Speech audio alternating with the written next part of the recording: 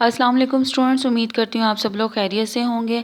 आज का हमारा टॉपिक है इंक्रीजिंग एंड डिक्रीजिंग फंक्शन। हम आज कुछ डेफिनेशंस पढ़ेंगे, इंक्रीजिंग फंक्शंस क्या होते हैं और डिक्रीजिंग फंक्शंस क्या होते हैं। ठीक है, इंक्रीजिंग फंक्शंस उसको कहते हैं, इंक्रीजिंग फंक्शन अगर आपका f of x two greater than हो एफ ऑफ एक्स वन के, वेन एवर के आपके पास एक्स टू ग्रेटर देन होगा एक्स वन के। ठीक है, जैसे ये एफ ऑफ एक्स की तरफ वैल्यूज़ हैं, ये एक्स एक्सिस है, ठीक है, और ये आपका वाई एक्सिस है। ठीक है, कोई भी आपका ग्राफ बन रहा है किसी भी तरह से।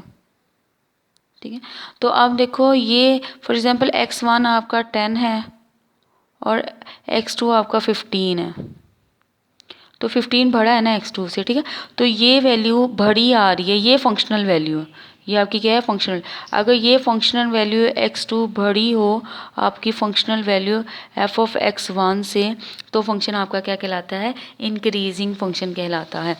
यानी कि ये वाली वैल्यू इस वैल्यू से बड़ी है। ये देखो, वैसे भी ग्राफ में भी देखें तो ये इंक्रीज हो रहा है, ऊपर की तरफ जा रहा है। ठीक है, तो ये आपके पास क्या कहलाता है, फंक्शन इंक्रीजिंग फंक्शन कहलाता है।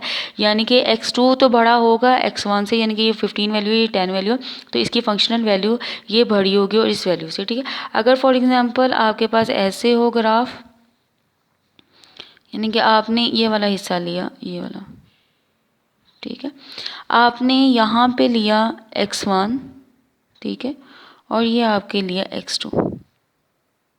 ठीक है, अब एक्स वन फॉर एग्जांपल वही ले लो, अगर फॉर एग्जांपल ये 10 है और ये आपके पास क्या है, 15 है। अब देखो ये फंक्शनल वैल्यू छोटी आगे नीचे की तरफ जा रहा है ना, तो ये फंक्शनल वैल्यू छोटी आ रही है और ये फंक्शनल वैल्यू बड़ी आ रही है, यानी एफ ऑफ एक्स वन बड़ा आ रहा है एफ ऑफ एक्स टू से। ये फंक्शनल वैल्यू एक्स टू छोटी है और ये फंक्शनल वैल्यू बड़ी है, तो इस फंक्शन को हम क्या कहेंगे, डिक्रीजिंग फंक्शन कहलाएगा। ये आपके पास क्या कहलाता है, डिक्रीजिंग फंक्शन कहलाता है। ठीक है, लेकिन इसमें भी x2 बड़ा है x1 से, ये भी x2 बड़ा है x1 से, इसमें भी x2 बड़ा है x1 से।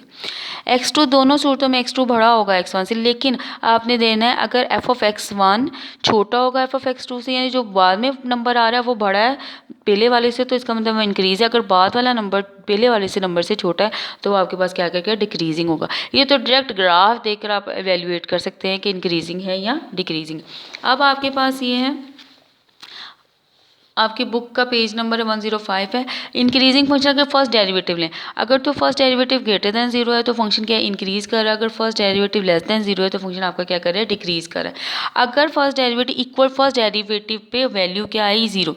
अगर ये लेस देन है, फर्स्ट डेरिवेटिव पे आपने पॉइंट पुट किया, तो अगर तो आंसर लेस देन जीरो आ गया तो वो डिक्रीज, अगर ग्रेटर देन जीरो आंसर आ रहा है तो वो क्या है, इंक्रीज। अगर उस पॉइंट पे वो पॉइंट आपने पुट किया तो लेकिन आंसर आपका क्या आ जाएगा, जीरो। ना वो ग्रेटर देन जीरो आ रहा है या ना लेस देन, तो इसका मतलब है नाइदर इंक्रीजिंग नॉट डिक्रीजिंग, ना तो फंक्शन इंक्रीज कर रहा है और ना ही फंक्शन आपका क्या कर रहा है, डिक्रीज कर रहा है। दोनों सूरतों में फंक्शन ना तो इंक्रीज होता है ना ही फंक्शन आपका डिक्रीज होता है।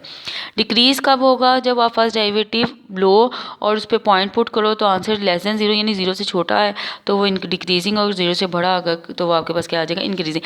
ये कहलाता है फर्स्ट डेरिवेटिव रूल टेस्ट। ठीक है, इसको कहते हैं फर्स्ट डेरिवेटिव टेस्ट।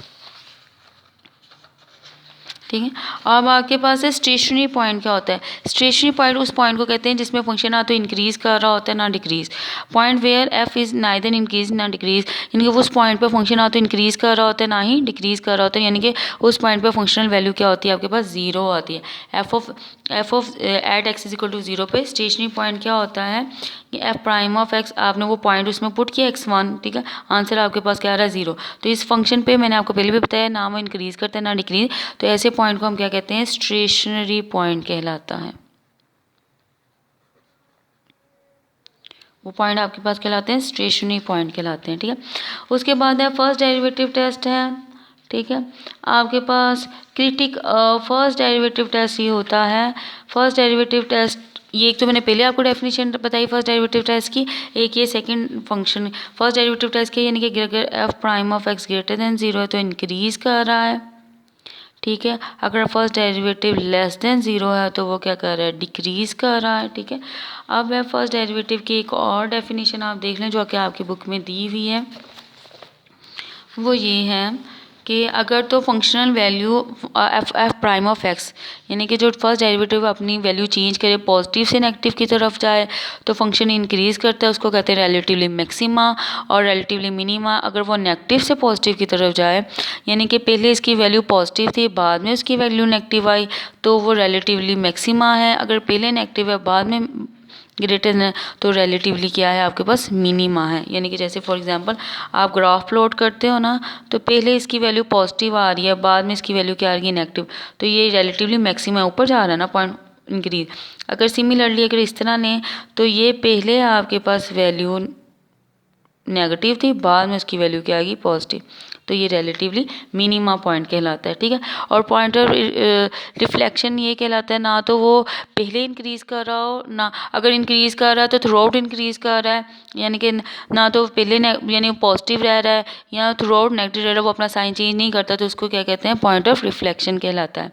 ठीक है, उसके बाद है सेकंड डेरिवेटिव टेस्ट। क्या है सेकंड डेरिवेटिव टेस्ट में? अब सेकंड डेरिवेटिव लेते हैं तो सेकंड डेरिवेटिव आप पॉइंट पुट करो तो अगर तो वो ग्रेटर देन ज़ीरो आ रहा है पॉइंट पुट करने से आंसर तो वो डिक्रीजिंग कर रहा है। ठीक है, और अगर आपके पास सेकंड डेरिवेटिव लो और वो लेस देन ज़ीरो आ जाएगा तो वो आपके पास क्या कर रहा है इंक्रीजिंग कर रहा है। ये सेकंड डेरिवेटिव टेस्ट है।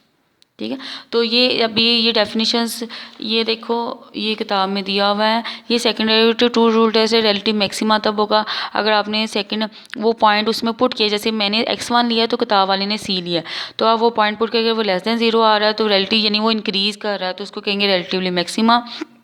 अगर आप वो c पॉइंट पुट करें आंसर आपका ग्रेटर देन ज़ीरो आ रहा है तो रिलेटिवली क्या होता है मिनिमा होता है। अभी अभी अच्छी से डेफिनेशंस को प्रिपेयर कीजिएगा, इंशाल्लाह ताला हम कल एक्सरसाइज स्टार्ट करेंगे। अभी आज के लिए इतना ही काफ़ी है। ओके, अल्लाह हाफिज़।